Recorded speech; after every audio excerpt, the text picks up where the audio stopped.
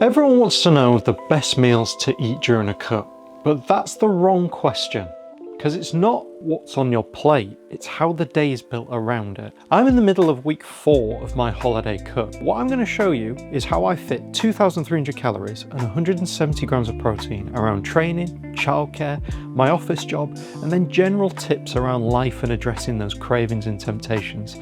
Just ways that you can make your calories stretch further. I'm recording this the night before because my day starts at 4:45 in the morning and I'm not recording and speaking aloud as my family sleeps. So I'll see you tomorrow when we get going and wake up with my pre-workout snack. I'll see you then. I used to hate morning workouts.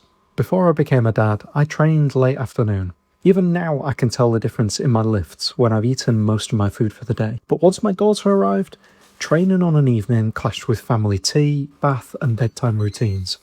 Or something would crop up and I'd either miss my session entirely or arrive at a peak time and not get on a single machine. So I switched to morning sessions, there for opening and back home before my family's even awake. In the winter it's tough, but lighter mornings are making it easier. I get a solid start to my day before life even has chance to get in the way. Now I've been at this for a few years and I wouldn't go back.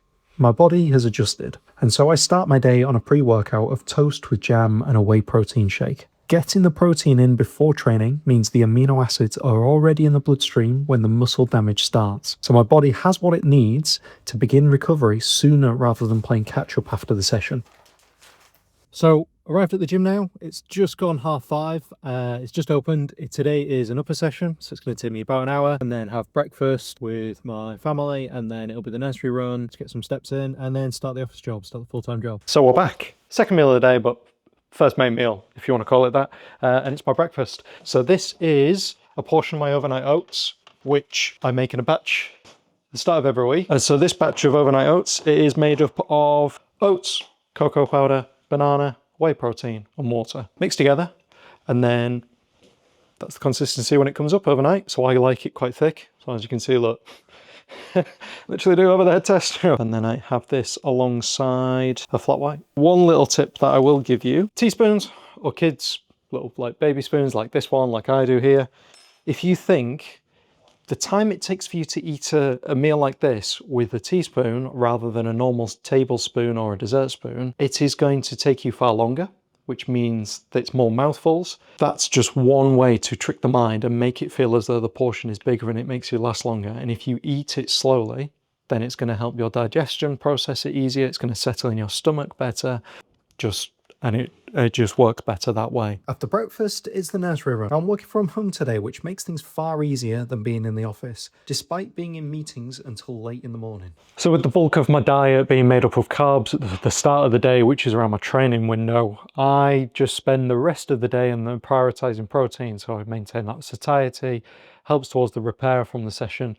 And the ways in which I cut back on the calories to reserve those for lunch and then also evening meals is little things like with my coffee, swapping from full fat to semi-skim milk, which doesn't taste as nice, but it's just one simple way where it's probably 50, 60 calories, depending on which type of milk you get, saving, which will just go that little bit extra along the day. So it's lunchtime now. And very similar to my overnight oats, I tend to batch cook a lunch and then I leave the family meal on an evening to be the flexible option. So I pre-plan that in advance. So tonight it's spaghetti bolognese, and then on a lunchtime it'll be a combination of either fajitas, med-veg pasta bake, or it could be what I've got here, which is like a chili con carne, but it's made with either lean beef mince 5% or chicken mince, and that's what I've got here, chicken mince. So it doesn't look that great in the bowl, but it's just a similar style to a chili. The key to this is I just pack it full with veg, because if you think about a plate, if the plate looks full, your stomach's going to be full. That's how I picture it. So if the plate it looks really empty, then you know it's not going to last long in your stomach and you're going to have the cravings, the appetite, and the hunger's going to come back a lot quicker. So inside of this, there is chicken mince, onions, carrots, courgettes, peppers, mixed beans, tomatoes, aubergine, mushrooms. So that was what? 6, 7, maybe even more different vegetables that I listed there. I will then have that alongside with some potatoes, And the reason why I choose potatoes as my primary carb source outside of my oats is because of the satiety index. So if you search that online, you'll find a list of foods, and the top of the list, you will find that it's potatoes. And potatoes are, for their calories, they leave you fuller for longer. So you may have seen online these 100 calories of pasta, 100 calories of rice, and 100 calories of potato. Find that potatoes, you get far more volume compared to other sources of carbs. You know what, let's dish it all up and I'll show you what it looks like and how many calories it actually equates to and how much protein and everything is in it. Duh. When I'm at home, I eat for function, I eat for performance. When I want to enjoy food, then I'll go out for a nice tasting menu, or I'll go out to a nice restaurant with my wife. It tastes nice, I enjoy it. And so I know what this is made up of. It's packed full of veg, it's packed full of fiber, packed full of vitamins and protein. It ticks the macros, and that's how I stay consistent in a fat loss phase. It's with recipes like that are quick, easy, simple, repeatable. You can store it in bulk. You can freeze a couple as an emergency backup. So when you've run out of stuff in the fridge or in the cupboards, you've had an emergency day, something's gone wrong, you don't have anything in the kitchen to cook with, you've got a meal ready and waiting, you just put it into the microwave, defrost it in 10 minutes, done. Job sorted, you stay on track. It's simple tricks and tips like this that keep you on plan. I'm not here to sell recipes, I'm here to show you what gets results.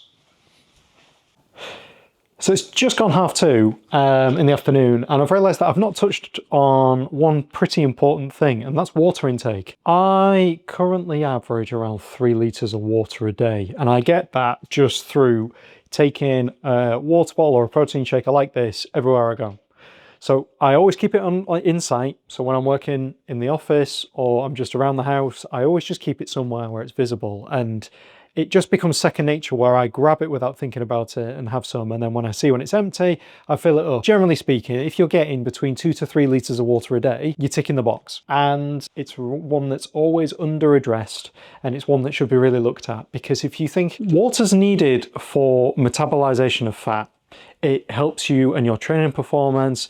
If you are dehydrated, hunger signals get confused. So your body will demonstrate the same signals for when you're thirsty and when you're hungry, and people get that confused and often go to food when they should be going to drink.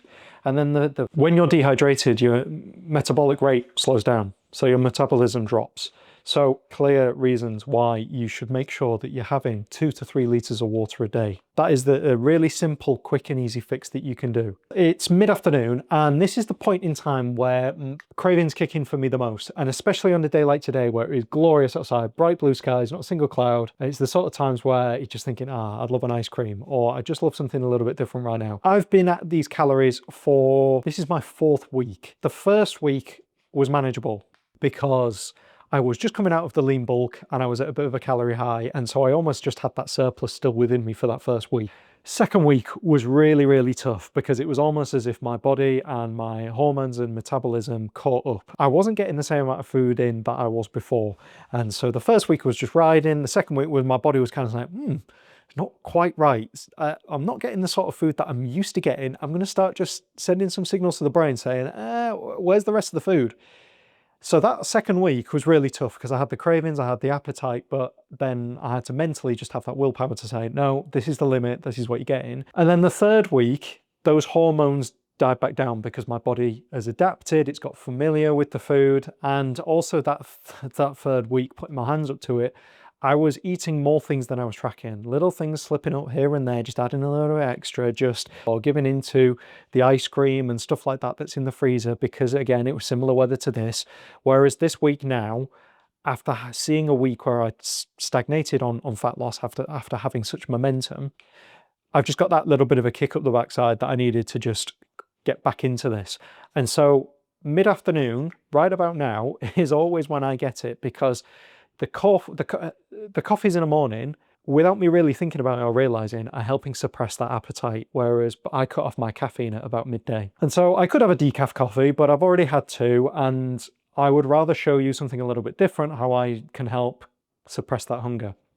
Now, there's a couple of quick ones which you could do outside of food, which would be hot drinks, tea, coffee, hot water, or you could brush your teeth, or you could use mouthwash. They're ways that suppress hunger as well. assuming that you're drinking enough, that is. So it's time for my mid-afternoon snack. I am going to show you a recipe that I've been building and trialing, testing in the background. It's based off some that I've seen on Reddit, which is, I think it's called the Sandbelt protein puddy or Sandbelter or something like that. But it is a micro protein puddy, just purely made up of milk, whey protein, and baking powder. So I'm gonna put that together now, show you what it looks like, and then show you how much protein it actually contains when you pair it with things like Greek yogurt.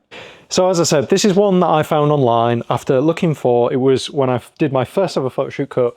I wanted something that felt like a treat, which didn't carry the calories. And I was craving cakes and brownies and things at the time. But I found that the recipe that was on there, it's really inconsistent and it varies depending on which whey protein brand you have. All I can suggest is trial and error. And if you do try this recipe and you find that it is quite watery and runny as a finish, just reduce the amount of liquid that you put in next time around. And then similarly, if it's too dry, then just add a little bit more.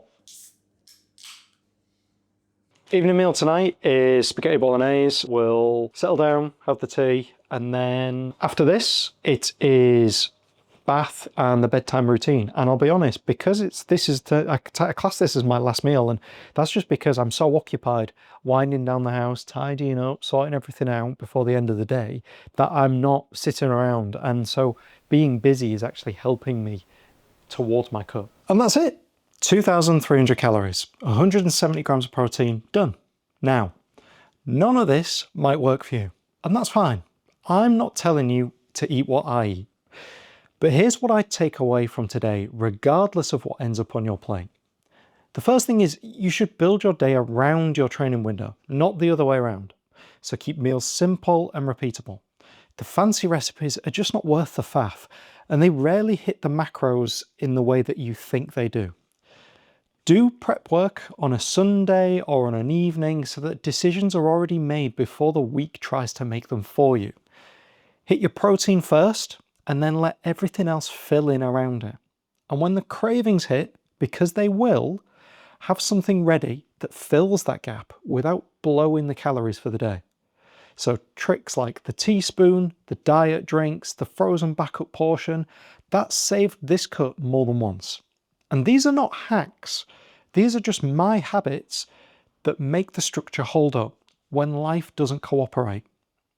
Now, one thing that is worth saying is that these are my calories, my targets based on my weight, my output, and where I am in this cut. Your number will be different, and it should be. I've put together 4 weeks of free fat loss coaching, how to set your own targets from real data, how to handle social events without losing progress, what to do when the scales stop moving, and a 3-day training plan included in all of that too, and the link for that is below. It's free. Go and grab it. If you want to see how this cut progresses week by week, then subscribe, because I'm documenting the full 8 weeks on this channel. Every metric, every decision, the good weeks and the flat ones, they're all logged. But I just want to say thank you so much for watching. If you've enjoyed this, then like I said, please subscribe, and I hope you'll tune in for the next one. I'll see you soon.